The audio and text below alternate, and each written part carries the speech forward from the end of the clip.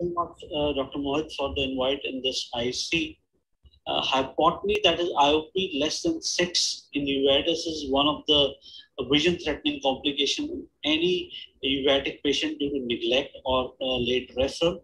Normally, they are accompanied with cataract, mostly with the cataract. So these eyes are poor prognosis eyes, as seen in these ultrasound. These are pre-thysical eyes and short axial length, and they are left alone. Doing a cataract surgery in these eyes can be very devastating. So in eye which has hypotony, the GI and many other chronic uveitis may result in hypotony. Its incidence has been reported as high as 19% in GI, and in the latest MUST trial, this is something like in the whole, all the uveitic entities, something like 8%. So what is more important is to find out the cause of this hypotony, because acute hypotony will require taking care of the inflammation and cellular coronary detachment with the medically, and the chronic will require, apart from the medical, non-surgical treatment also. And it is where here the UBM will help, because UBM is the only tool which will tell us about the health of the ciliary body. Again, a retroiridal structure, so UBM will be able to pick up, and UBM will be able to show us whether a normal looking ciliary body is there or not. Here you can see a cyclitic membrane which is very thick over a normal looking or slightly blunted ciliary body, or a ciliary body which is the exact shape is not there, but there is no cyclitic membrane also, but you can see the ciliary body is blunted, and you can see this finger-like projections are lost in the scan, and you see a thin membrane there. So these are the chronic changes which are seen on the UBM in the hypotony to require a surgical management. And it is here the UBM, once it tells us that cyclitic membrane is there, as we know that this cyclitic membrane will be causing a traction and traction kind of a detachment from the sclera, resulting in an increased uveal scleral outflow and thus hypotony. Or there will be a cyclitic membrane along with the ciliary body atrophy. The cyclitic membrane, if left for a long time over the ciliary body, will damage the permanently the ciliary epithelium in a pigmented or non-pigmented part. So removing it at a time when the ciliary body is healthy is important. So once the ciliary body atrophy had set in, the aqueous production cannot take place. You have to replace it with the agent in a desperate measure to save the eye going into thysis bulbi, like we use oil in these patients. So this is an example of a GI patient with cataract there, with the hypotony there, where we went ahead and with the help of a UBM, we could see a cyclitic membrane in this eye, and we went ahead to do a lensectomy and a cyclitic membrane removal. And we already knew that the patient had a healthy ciliary body in nearly 5 to 6 block and a ciliary body atrophy in the rest of the area.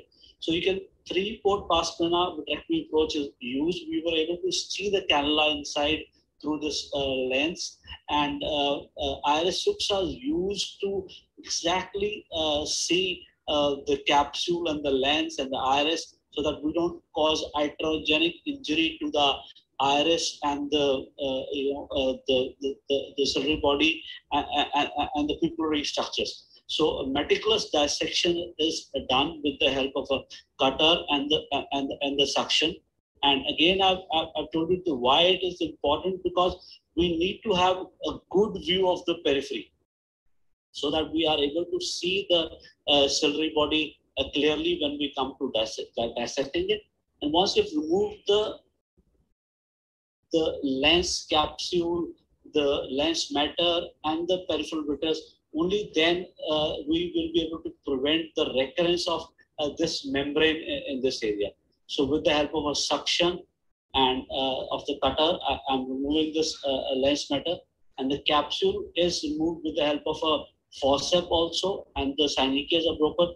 So this removal of the capsule has to be very, very gentle, because pulling it with these zonules of a child is can be very, very it can cause injury to the peripheral retina or the periphery there. So you have to use a cutter and the forceps both, and which will help to take care of the capsular remnants in the periphery. Again, we do a complete vitrectomy with the hyaluronic removal in these patients, because we do believe that if you have to give tamponade, the complete vitrectomy should have been done. And again, these uveitic eyes, it is important to remove as much as inflammation and debris possible from the eye. So we believe in doing a complete vitrectomy, not only the core, not the core vitrectomy in these patients. And the meticulous hyaluronic removal is done with the use of Kenacort. And once you have removed the periphery, and then we'll be able to see the cyclitic membrane clearly, as we will just see in this patient. You can appreciate the blurred disc margins in this patient due to the hypotony. Though we are not seeing any the folds in the retina, but the patient has this thing. The inferior peripheral findings are also there.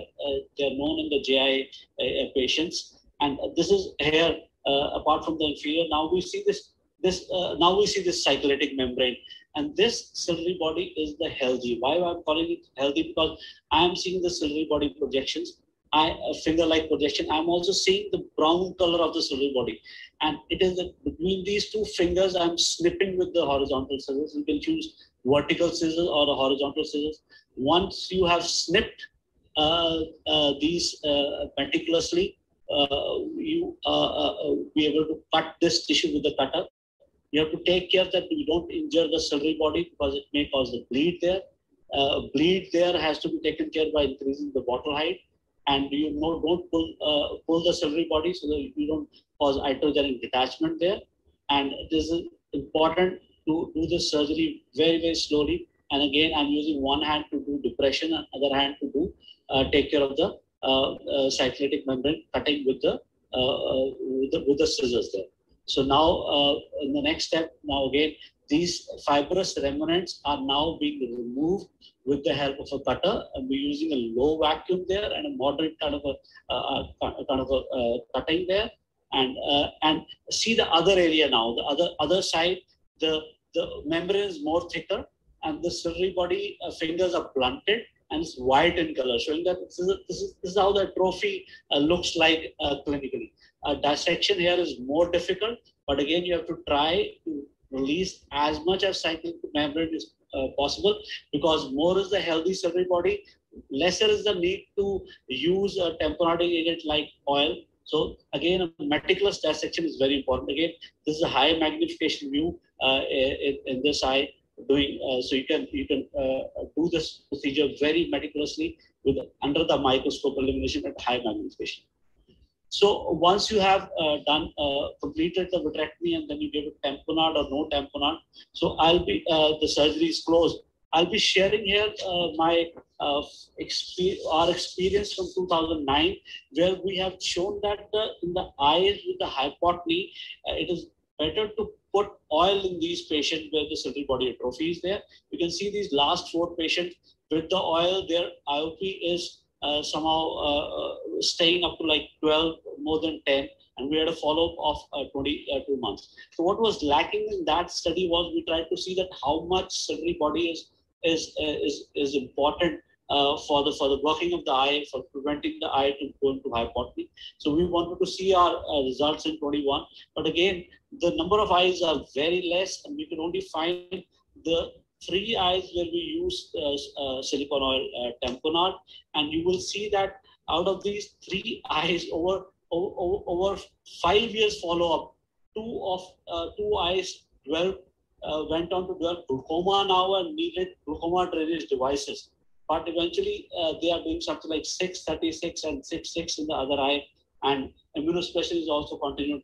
It made us believe that probably the eyes with the complete ciliary body atrophy, not the incomplete ciliary body atrophy, will need oil. So now we believe that silicone oil tamponade is kept only for the eye with the hypotony and complete ciliary body atrophy seen on UBM and intraoperatively. Again, meticulous CM removal is possible in these patients, and it brings out good results. But again, the war has just begun, because you have to give immunosuppressions to these patients for a long time. You have to keep under long follow-up, because you have to keep the remaining ciliary body healthy. Again, I did not touch upon the endoscopic guided removal that can also be done in these eyes. These are my references. Thank you for your patience here.